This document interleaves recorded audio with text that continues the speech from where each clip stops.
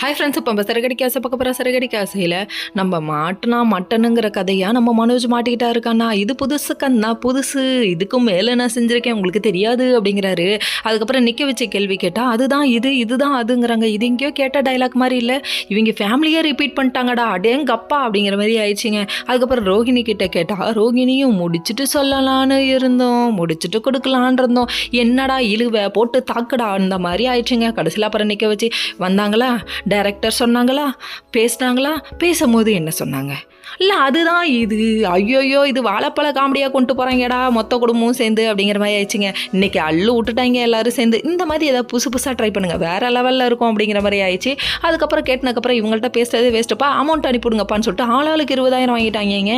நம்ம கூட ஒரே ஃபேமிலிக்கு 20,000 நினச்சிட்டோம், புருஷனுக்கு மாட்டாட்டின்னு. கடைசியில் பார்த்தா ஆளாளுக்கு 20,000 அலேக்கா கிடச்சதுப்பான்னு சொல்லிட்டு எடுத்துகிட்டு அவங்கவுங்க வேலையை பார்க்க கிளம்பிட்டாங்க. நம்ம அண்ணாமலை என்ன பண்ணுறாருன்னா, திடீர்னு வந்துட்டு டியூ கட்டுறதுக்காக கிளம்பி வர்றாரு. ஆனால் இவர் எக்கச்சக்கமாக வாங்கியிருக்காருல்ல, அதனால் வந்து கட்டுவோன்னு சொல்லிட்டு வர நம்ம மீனா வந்துட்டு டியூ கட்டுற காசுக்கு இருந்தாங்க அப்படின்னு சொல்லிட்டாங்க.